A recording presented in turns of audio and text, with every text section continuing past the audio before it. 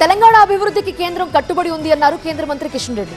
ఈ నెల 10న ప్రధాని నరేంద్ర మోదీ హైదరాబాద్కు రానుండటంతో పరేడ్ గ్రౌండ్స్ లోని సభ ఏర్పాట్లను బీజేపీ నేతలు పరిశీలించారు.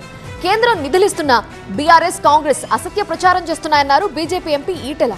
5 రాష్ట్రాల ఎన్నికల్లానే తెలంగాణలోనూ కాంగ్రెస్, బీఆర్ఎస్ కు ప్రజలు బుద్ధి చెప్తారని అన్నారు బీజేపీ రాజ్యసభ సభ్యుడు లక్ష్మణ్.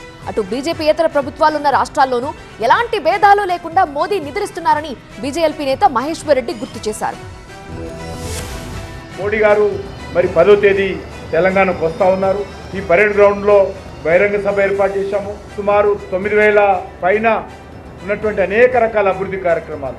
ఈ రకంగా కొన్ని జాతికి అంకితం చేయడము, కొన్ని భూమి పూజ చేయడము వర్చువల్గా హెచ్ఐసిసి నుంచి వారు నిర్వహిస్తారు.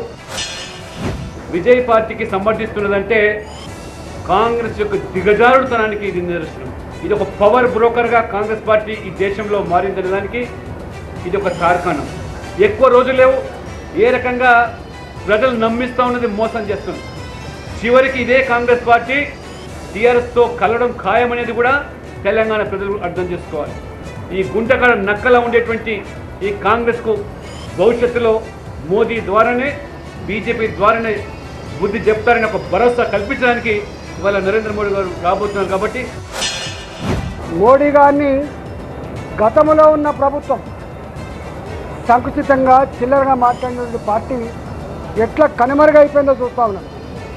ఇవాళ మళ్ళీ ఈ ప్రభుత్వం కూడా 8 మంది పార్లమెంటు సభ్యులను గెలిపిస్తే ఏం ఒరగబెడుతున్నారు, ఏం తెచ్చిండ్రు, మాలాంటి వాళ్ళ నోటు